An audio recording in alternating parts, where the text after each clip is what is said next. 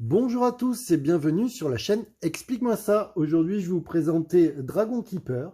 Alors, c'est un jeu de 2 à 4 joueurs qui dure environ 25 minutes, une partie, et pour les enfants de plus de 13 ans. Alors, je pense que c'est parce qu'il y a des histoires de dragons et de guerriers, parce que même à partir de 10 ans, on devrait s'en sortir. Alors, d'habitude, je vous montre la boîte, mais là, je peux pas parce qu'elle est juste en dessous. Vous voyez, c'est en fait un jeu à étage. Je trouve que l'idée est plutôt pas mal. Je vais vous montrer. Nous avons ici le dragon et on va descendre d'étage en étage. Vous voyez, hop, et encore en dessous. Voilà. Donc quand on arrivera tout en bas, la partie sera terminée. Enfin, presque. Je vous expliquerai. Donc du coup, pour préparer le jeu, vous voyez, il faut aligner tous les guerriers comme ça, aléatoirement, les positionner sur les cases. Ici, pour l'étage juste en dessous, vous voyez, on a ce qu'on appelle un escalier en colimaçon. Donc du coup, celui-là va au milieu. Et là, on a la même chose sous le dragon. Vous voyez, ici, pour descendre. Alors, vous avez vu sur les côtés, je ne sais pas si vous avez vu, mais ça permet de tenir la boîte et de ne pas les coller, car le premier coup, on ne l'avait pas vu. Et du coup, pour rattraper la boîte, je me disais, c'est très compliqué. En plus, ça crée une belle boîte, vous voyez, c'est très joli. Ils ont pensé à tout. Donc du coup, c'est plutôt sympa. Alors maintenant, fini la déco, comment on joue? Alors la mise en place, c'est très simple, vous avez vu, on prend des guerriers, on les met aléatoirement. On a aussi, vous voyez, 4 tuiles guildes qui correspondent à notre guilde. Alors nous avons 4 couleurs, mais vous voyez, le rouge n'y est pas, donc le rouge ne risque rien. Alors du coup, aléatoirement, on va distribuer une carte guilde à chaque joueur qui sera là. Donc là, bon, ben, je vais les montrer, mais bien sûr, on ne les montre pas. Il va falloir éviter d'avoir trop de personnages de notre guilde. Car effectivement, vous voyez, il y a un moins X, ça va nous enlever des points. Donc du coup, c'est pas terrible. Au départ, on part avec 4 trésors. Donc vous voyez ici, c'est les trésors. Donc il y en a sur le côté. Mais au début, on part avec 4 trésors. Le premier joueur va devoir déplacer le dragon en suivant les flèches. Alors vous allez voir, c'est plutôt simple. Alors je vous lève ça pour que vous puissiez voir. Vous voyez, le 1, ben, la première action, ça va être choisir une tuile sur l'axe horizontal.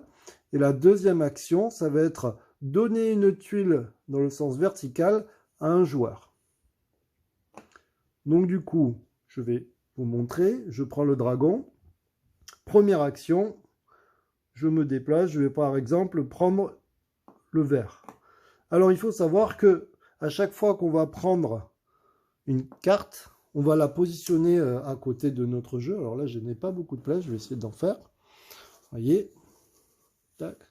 Et là, du coup, ça me rapportera un point de victoire. Mais il y a quand même des petits inconvénients. En gros, le dragon, au fur et à mesure, on va récupérer donc des tas. Au fur et à mesure des guerriers, on va les empiler. Et la pile la plus grande, il faudra la donner au dragon, en gage pour éviter des représailles. Donc du coup, on va donner la plus grande pile au dragon. Alors vous allez me dire, faut faire attention parce qu'effectivement, la plus grande pile, c'est pas forcément les points qui comptent. Enfin là, en l'occurrence, on ne regarde pas les valeurs. La plus grande pile au niveau de taille. Il y a des petits malins qui vont dire, mais ça tombe bien, si jamais je donnais la pile jaune, puisque c'est celle qui me fait des négatifs, ça serait intéressant. Effectivement, vous pouvez partir sur la stratégie de donner votre pile jaune. Donc pour ça, ben, il faudra récupérer le plus possible de piles jaunes. Mais le jeu est quand même bien fait, c'est-à-dire que si vous donnez votre pile la plus grande, qui est les jaunes, il faudra quand même donner une pile secondaire, juste en dessous. Mais c'est intéressant parce que du coup, vous n'aurez pas de points négatifs. Donc vous allez donner 2 piles, mais vous n'aurez pas de points négatifs. C'est plutôt intéressant. Vous pouvez aussi, si jamais ça se produit, avoir 2 piles de même taille. Dans ce cas-là, si ce n'est pas votre guilde de départ, vous pourrez choisir quel tas ou quel type de guerrier vous voulez donner au dragon. Bien sûr, on donnera ceux où il y a le moins de points possible. Donc là, j'ai fait mon premier déplacement. Maintenant, je dois faire un deuxième déplacement dans ce sens. Donc là, j'ai le choix, vous voyez. Donc soit je prends le 1, le 3, celui-là ou là, vous voyez, il y a un 1.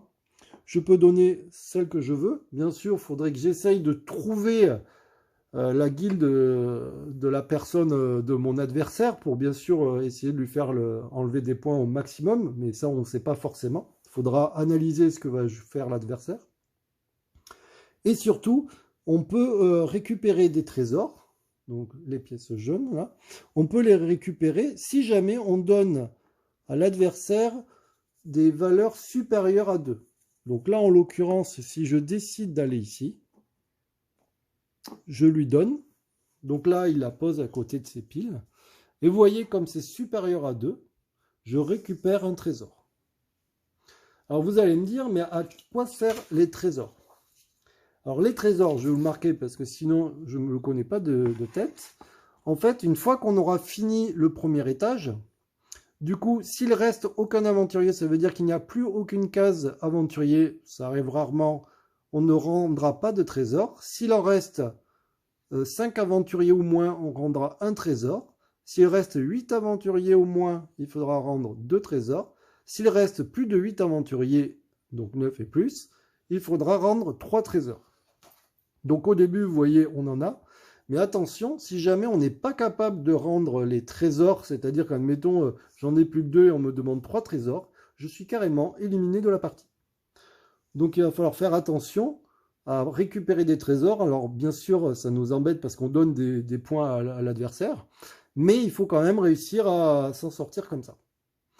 Donc, il y a aussi des pouvoirs. Donc là, je vous explique un petit peu les pouvoirs, comment ça se passe. Donc là, mon tour de jeu, sinon, est fini. Hein. Ça, c'est à l'autre joueur. Alors, on va faire l'autre joueur juste pour vous montrer.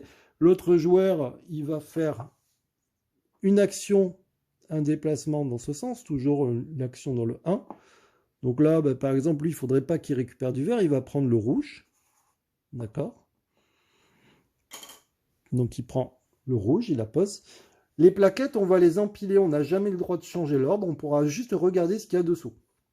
Pourquoi? Parce que vous allez voir, il y a des sorts qui permettent de récupérer les plaquettes adverses. Et là, du coup, maintenant, il doit se déplacer verticalement, et donc il peut choisir quel sort ou quel guerrier il va me donner. Donc là, je vais vous montrer, par exemple, il peut décider de prendre celui-là. Alors, je vais faire un petit zoom pour vous montrer, ou non, je vais les déplacer. Vous voyez, il y a des pouvoirs ici. Celui-là, c'est un piège à distance. Donc, il y en a 4 différents, donc je vais tous vous les montrer.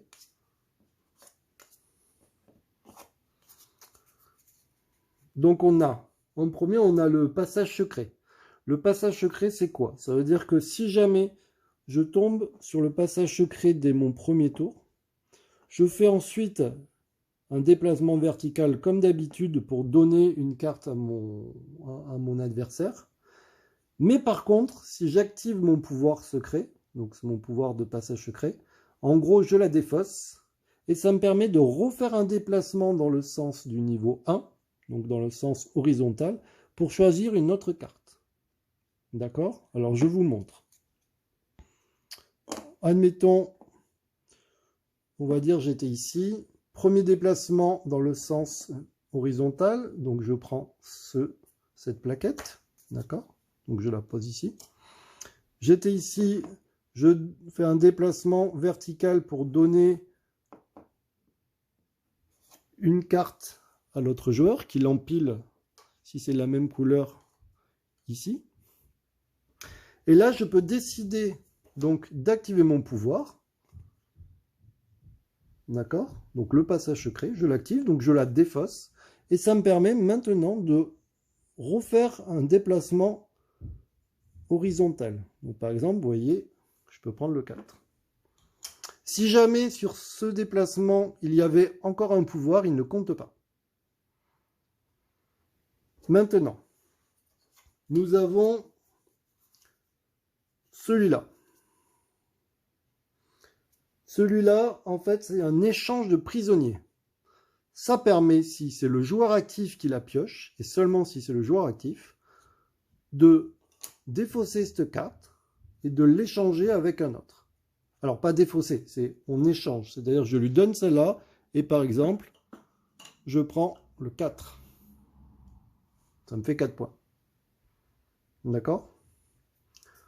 Nous avons aussi le piège à distance, donc c'est celui-là, là, avec les petites flèches sur les côtés. Celui-là, en fait, ça permet de, si c'est le joueur actif qui le pioche au premier tour, hein, la première fois, pas si on lui donne, ça lui permet de le défausser, et il prendra n'importe quel guerrier qui l'intéresse sur le plateau de jeu. On n'aurait plus du tout le sens, il prend et dit, bah tiens, je prends le 5. D'accord. Et nous avons celui-là. Alors celui-là est un petit peu particulier. Il marche si on est actif ou passif, c'est-à-dire que si on nous le donne ou si on le prend. Une fois qu'on aura regardé la pile la plus grande qu'on aura donnée au dragon, on pourra défausser une autre tuile, autant de tuiles qu'on a de croix comme ça.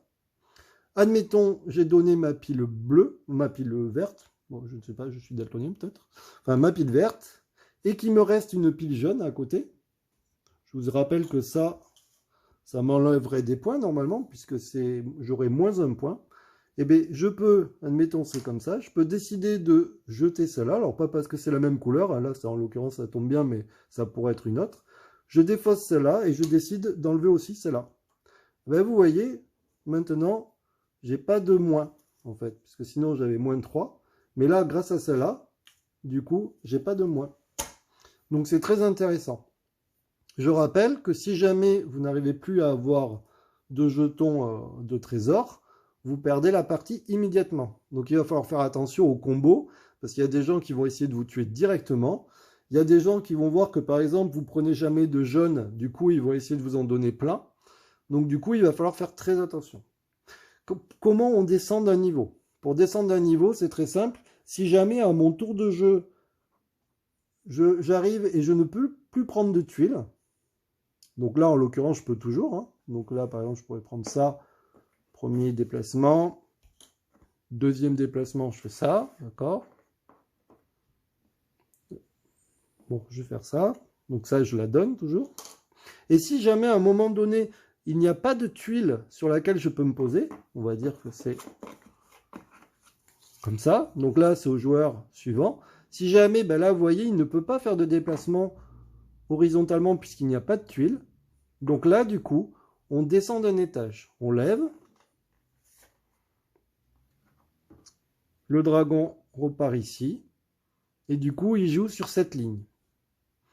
Comment on sait si c'est lui le premier joueur ou le second? Le premier joueur, c'est celui qui prendra, s'il n'y a rien, enfin s'il ne peut pas jouer, c'est lui qui est premier joueur. Sauf si quelqu'un a pris la tuile de l'escalier. Donc admettons, si j'avais pris la tuile de l'escalier, j'étais premier joueur à ce tour-ci. Et là, en l'occurrence, vous voyez, personne ne l'a pris. Donc du coup, c'est toujours le même joueur qui joue. Un autre truc, vous voyez, on a fini le niveau. Maintenant, on va regarder le nombre de personnes qui restent. 1, 2, 3, 4, 5, 6, 7, 8, 9 guerriers. Alors celui-là, il n'est pas précisé dans la règle, je pense qu'il ne compte pas.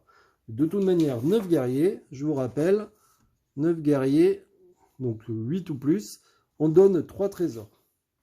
Donc, avant de descendre, tout le monde donne 3 trésors. Et on fait ainsi de suite. Donc vous voyez qu'il va falloir vite gagner des trésors. Et donc du coup, il va falloir faire comme ça. On va prendre donc le joueur suivant, ben, vous voyez toujours sur ligne 1. Donc il va faire son premier déplacement. Il va prendre ce pouvoir. Donc là, vous voyez, c'est le pouvoir. Donc ça, c'était échange de prisonniers. Donc par exemple, il décide de me donner le vert et de me prendre le rouge. Donc là, il récupère le 4 rouge. Deuxième déplacement, bon ben vous voyez, il peut prendre... Alors, s'il me donne ce pouvoir, je vous rappelle que les pouvoirs qu'on vous donne, à part le pouvoir libération qui est je ne sais pas où, qui est la petite croix, voilà, à part celui-là qui marche si on est actif ou passif, tous les autres pouvoirs ne marchent pas. Donc là, en l'occurrence, même s'il me donne ça, je ne peux pas utiliser le pouvoir. D'accord? Par contre, lui, il prend bien un trésor parce que c'est supérieur à 2. Et donc du coup, vous avez compris, la partie, on va creuser, creuser, creuser. Et quand on arrivera en bas, donc n'oubliez pas qu'à chaque étape, à chaque fois qu'on descend d'un étage, on vérifie si on a assez de trésors et on les donne. Et quand ça sera plus jouable, c'est-à-dire qu'il y aura presque plus, ben, comme la même chose, hein, si jamais je dois faire Alors il y a des gens qui font exprès hein, de finir la partie. Par exemple, on va dire que le dragon est là. Premier déplacement, je vais sur la ligne horizontale, je prends celui-là. Et là, vous voyez, à mon tour de jeu, je ne peux pas en donner. Du coup, la partie s'arrête. On donne les trésors en fonction de ce qui reste, toujours. Et on compte les points. Alors, je vais juste présenter un petit peu pour préparer, pour vous montrer. Pour le comptage des points, une petite notification sympa. Pour le comptage des points, je vous montre. Donc, du coup, chaque joueur révèle sa couleur, d'accord, qui fera des points négatifs. Donc, lui, il n'en a pas. Maintenant, on regarde ce qu'on donne au dragon, donc la pile la plus grande. Donc là, j'en ai, vous voyez, j'en ai 3. Là, j'en ai 3. Là, j'en ai que 2. Et là, j'en ai qu'un. Donc du coup, je dois donner ma pile la plus grande, mais j'ai le choix entre les deux. En l'occurrence, je vais donner 2, 3, 4. Je peux donner 4 points plutôt que de donner 6, 7, 8, 9. Donc du coup, je vais donner cette pile au dragon, donc elle ne compte plus. Je regarde si j'ai des jeunes pour me faire des points négatifs. Je n'en ai pas. Donc du coup, je vais ailleurs. Donc là, 4, 5, 6, 7, 8, 9. J'ai 9. 10, 11, 12, 16, 20 points. Donc le jaune, vous voyez, a 20 points. Le vert, maintenant, doit donner sa pile la plus grande. Vous voyez, sa pile la plus grande, c'est la jaune. Il en a plein.